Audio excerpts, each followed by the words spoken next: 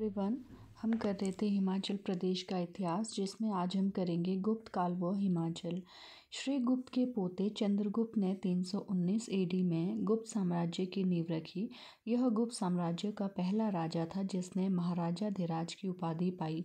4वीं शताब्दी में गुप्त साम्राज्य ने पाटलिपुत्र को अपनी राजधानी बनाया और एक शक्ति के रूप में उभरे। इस साम्राज्य का महान राजा समुद्रगुप्त था, जिसे भारत का नेपोलियन कहा जाता था। किसे? समुद्रगुप्त को। इसे कविराज के नाम से भी जाना जाता था। 340 ईस्वी में पर्वतीय जनपदों हिमालय के शासकों ने समुद्रगुप्त की सर्वोपरिता को बिना किसी युद्ध के स्वीकार कर लिया था। हरिसेन के प्रयाग प्रशस्ति से भद्र, त्रिगर्त, औदुंबर, कुलूत और कार्तिकपुर पर समुद्रगुप्त की विजय का उल्लेख मिलता है। इसके अलावा गुप्त साम्राज्य के शासक चंद्रगुप्त II थे। विशाखादत्त के नाटक देवी चंद्रगुप्त के भाग में रामगुप्त और उसकी पत्नी ध्रुवा देवी और चंद्रगुप्त II की कथा है, जिसने अपनी भाभी को बचाने के लिए शाका मंगोल राजा को मारा था। इन दोनों ने सम्राट की उपलब्धियों और उद्देश्यों पर प्रकाश डाला है। इस किताब और शिलालेखों में कहीं भी गणतंत्र औदुंबरों का वर्णन नहीं है। इससे ज्ञात होता है कि शायद औदुंबरों का अंत 4वीं शताब्दी में हो गया था। कुनिंद गणतंत्र 4वीं शताब्दी में गुप्त साम्राज्य के उदय के साथ ही कई छोटी छोटी रियासतों में बंट गया। इनमें से एक छोटी रियासत थी करितपुर, जिसका इलाहाबाद शिलालेख में भी वर्णन मिलता है। त्रिगर्त के लोगों को विदेशी आक्रमणों और गुप्त वंश के दमन का सामना करना पड़ा। इसी समय में 3 नई शक्तियां उभरकर सामने आई। बुशहर, सिरमौर और रावी के ऊपरी क्षेत्र में मेरुवर्मन ने चंबा की स्थापना की। इसकी राजधानी ब्रह्मपुर थी। आधुनिक भरमौर हूण 5वीं शताब्दी में मध्य में एक मध्य एशियाई जनजाति हूण गुज्जर जनजाति के साथ पंजाब में आई और तोरामन के नेतृत्व में यमुना घाटी की तरफ बढ़ी। तोरामन के बाद उसके पुत्र मिहिरगुल भारत का एटिला ने उसका अनुकरण किया। वह बहुत निर्दयी था। सन 520 ईस्वी में उसे कहारू मुल्तान के मगध के नरसिंह, बालादित्य और मालवा के यशोवर्मन की संयुक्त नेताओं ने हराया और कश्मीर भागने पर मजबूर कर दिया। गुज्जर स्वयं को हूणों का वंशज मानते हैं।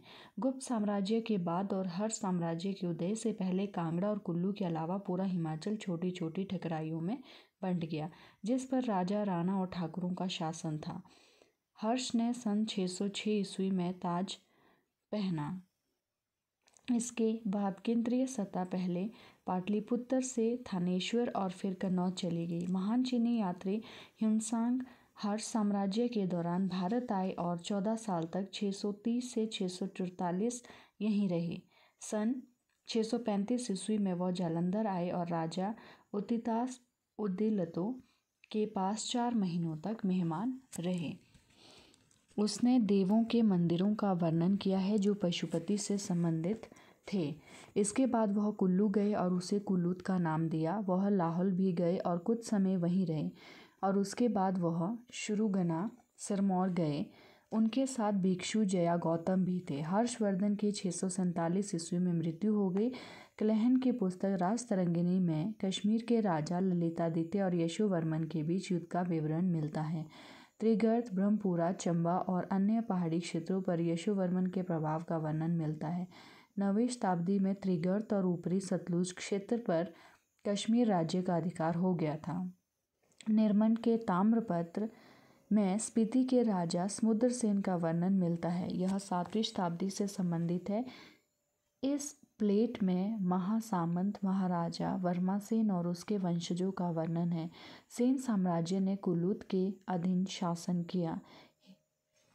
नेक्स्ट है हिमाचल प्रदेश का मध्यकालीन इतिहास। तुर्क साम्राज्य तथा पहाड़ी राज्य। 980 ईस्वी में काबुल पर तुर्की का कब्जा हो गया। 8वीं-9वीं शताब्दी में तुर्की के लोगों ने बगदाद के खलीफा के जनपद पर कब्जा कर लिया। तुर्की अरबी लोगों से ज़्यादा आक्रामक और भौतिकवादी थे। सन 980 में काबुल पर कब्जा हो गया और मुहम्मदन तुर्क लोगों के रास्ते की आखिरी रुकावट भी हट गई। महमूद गजनवी ने 997 ईस्वी में अपने पिता का कार्यभार संभाला। उसने 1001 ईस्वी में भारत पर आक्रमण किया। 1008 से 1009 तक उसने कांगड़ा के नगरकोट पर आक्रमण किया। इस समय कांगड़ा का शासक जगदीश चंद था। यद्यपि आनंद पाल, जो ट्रांस हिमालय और हिंद के शाही साम्राज्य का राजा था, उसने हिमालय के बाकी राजाओं के साथ मिलकर महमूद गजनवी से लड़ने के लिए संगठन बना दिया। दुर्भाग्यवश जब महमूद गजनवी ने हार निश्चित जानकर भागने का मन बना लिया, परंतु तभी आनंद पाल का हाथी युद्ध छोड़कर भागने लगा। उसके सैनिकों ने अपने राजा को भागता देख उसके पीछे भागना शुरू किया और हार गए।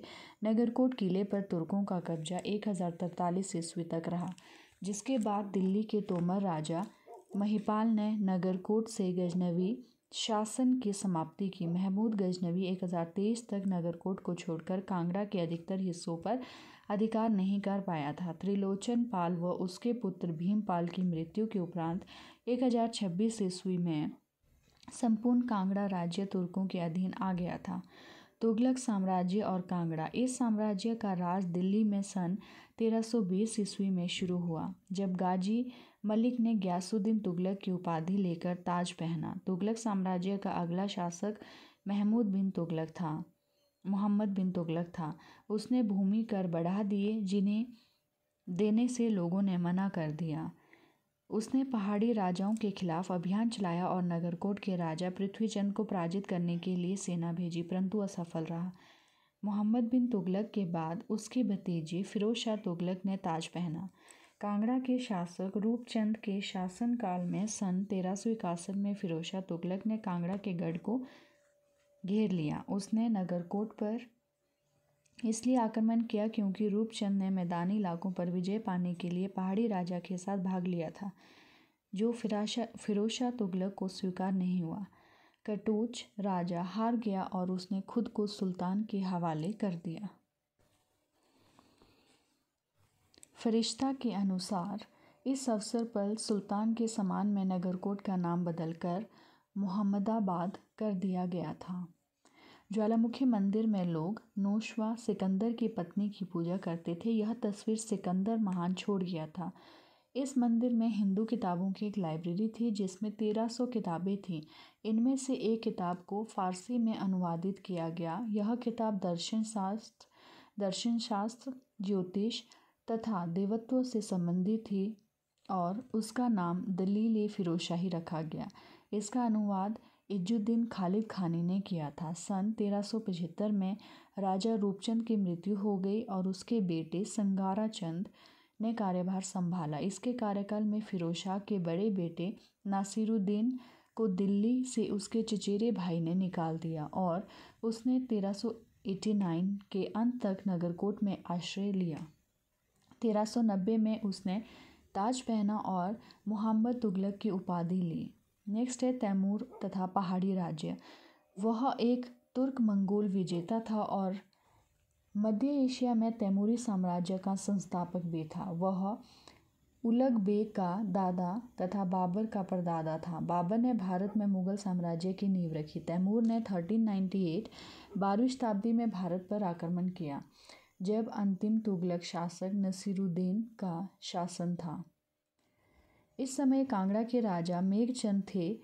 मुल्फिज़त-ए-तैमूरी ने नगरकोट का वर्णन मिलता है। इससे ज्ञात होता है कि सन 1399 में उसने अपनी वापसी यात्रा में शिवालिक राज्यों पर आक्रमण किया था। उसे क्यारदा, दून घाटी, सिरमौर और हिंडूर, नालागढ़ पर आक्रमण किया था। उस समय हिंडूर का राजा आलमचंद था। हिंडूर के राजा ने तैमूर का साथ दिया था। सैयद वंश और लोदी वंश ने पहाड़ी राज्यों पर आधिपत्य का कोई वर्णन नहीं मिलता है।